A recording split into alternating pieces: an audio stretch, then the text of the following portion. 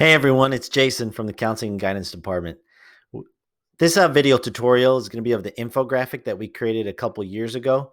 We believe it's a pretty attractive visual one-pager to highlight some of the best parts of your school counseling program. So let's get started.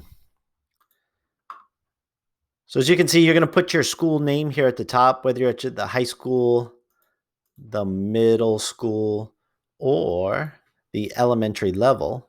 You're going to throw that up there.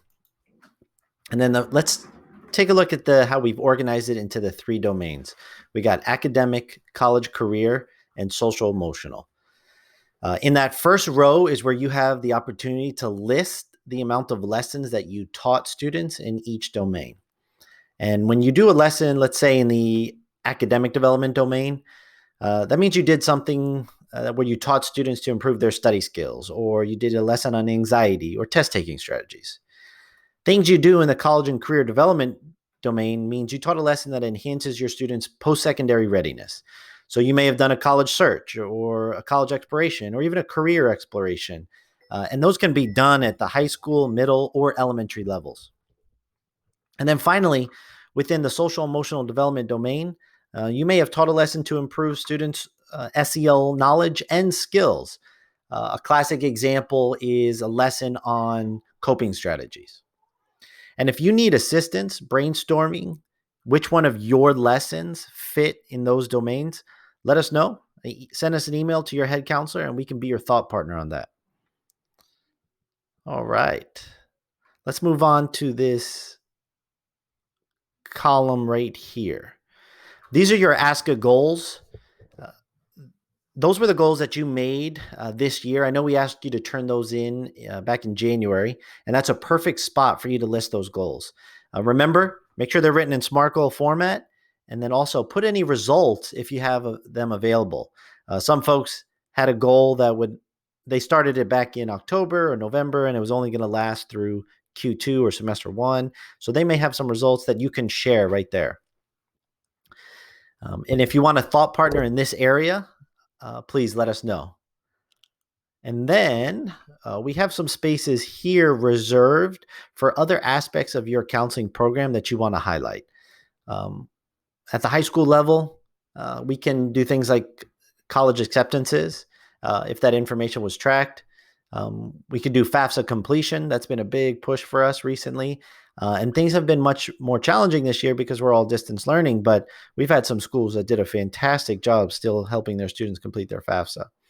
And then also, were there any experiences? Did you take students on a college tour, virtual college tour, or did you coordinate with another organization to have students experience something outside of school, outside of their traditional classroom? If you did, let's highlight it here.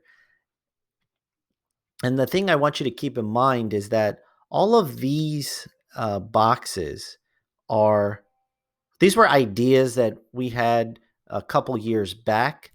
I know things like Thrively, it's not well used anymore. Some people are using Everfi or Nearpod. Go ahead and list that there and then talk about how that was a part of your program. Maybe you have some community partnerships that you want to highlight and talk about the amount of students that were served during distance learning. Go ahead and do that. And then at the elementary level, I know Second Step was still a big part of a school counselor's role. They did such a nice job collaborating with teachers to deliver these Second Step lessons to students. And lastly, I want to reiterate, any of these boxes that you see in this third row, feel free to adapt it, change it to reflect the best parts of your school counseling program. And then here we see down at the bottom, we have demographic information. So please include your name, include the names of all the counselors at your school. And then also, if you can provide a little background information on your school. So things like the number of students, the number of counselors allocated, and any information you might know about the diversity in your school. And as always, if you'd like support editing or if you want a thought partner as you complete your infographic, reach out to your head counselor at the elementary, middle, and high school levels. We would love to help you out. We hope you find this to be valuable. We think it's a very simple and highly effective tool to market your school counseling program to your staff, your administrator, your parents, and anyone else that you think would be an important stakeholder. Thank you so much for your time, and we'll see you again.